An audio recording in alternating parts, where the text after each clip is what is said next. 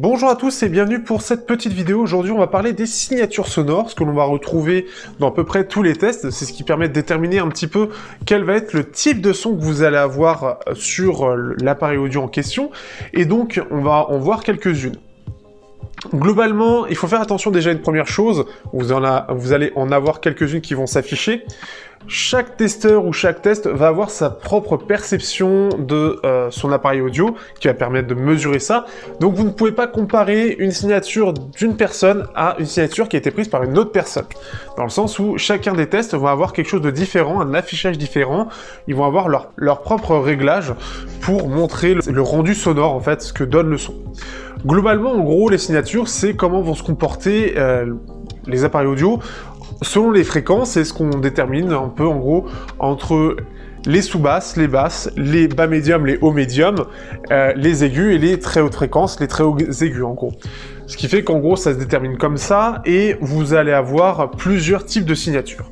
Les plus connus, ça va être surtout la signature en V. C'est celle qu'on va recevoir, enfin, qu'on va voir le plus dans le côté grand public.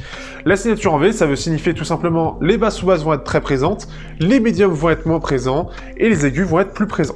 Donc ça fait comme un V, justement. Vous allez avoir un petit peu une espèce d'alternative avec la signature en W, où vous allez avoir les sous-basses qui vont être un petit peu derrière, les basses présentes, les bas médiums un peu derrière, les hauts médiums, les aigus un petit peu moins, et les hautes fréquences un peu plus. En gros, ça donne ça. C'est un espèce de W, justement, ça fait un peu comme une vague.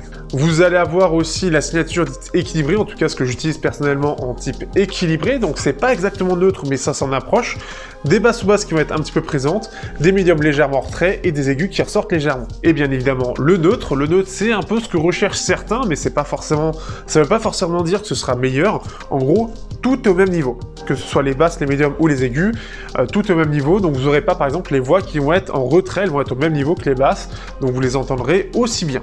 Vous allez avoir aussi quelques petites choses qu'on revoit un peu moins, là, par exemple les signatures en L, donc une très grosse basse et tout le reste un peu derrière.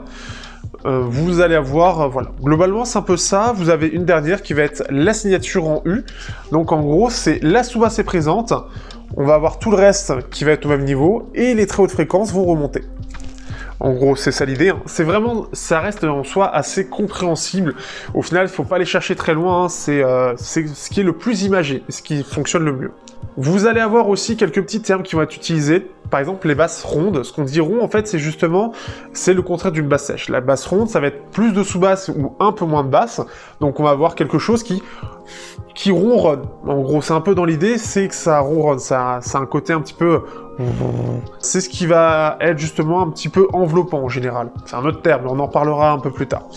Vous avez aussi la basse sèche qui, elle, va être le contraire. On va avoir une basse qui va être présente, mais les sous-basses, elles, vont pas être présentes.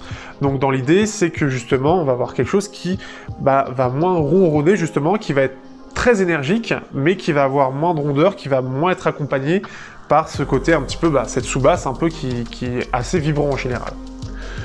Vous allez avoir aussi, et on va terminer là-dessus, globalement, vous allez avoir aussi ce qu'on appelle des signatures un peu claires dans les aigus, donc justement des aigus qui vont ressortir, ou sombres, des aigus qui vont être moins présents.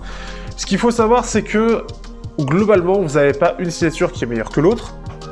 Tout va dépendre du rendu sonore, on en reparlera un peu plus tard dans une autre vidéo.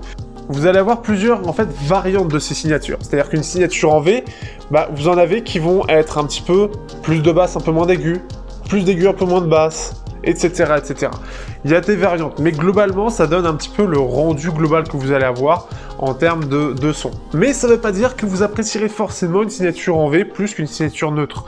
Il y a d'autres choses qui viennent en compte, et ça, on en parlera justement un peu plus tard avec par exemple les drivers ou ce que j'appelle moi le rendu sonore. Sur ce, j'espère que vous aurez apprécié. Si vous avez d'autres sujets dans le même style, n'hésitez pas. Moi, je prévois le Bluetooth, mais si vous avez d'autres choses que vous préférez, type les drivers, type les codecs, type les types de fichiers, eh bien n'hésitez pas, on le fera pour une prochaine vidéo. Si vous voulez rejoindre le Discord ou me soutenir, vous avez tout dans la description, et je vous dis à bientôt pour ce prochain type de vidéo.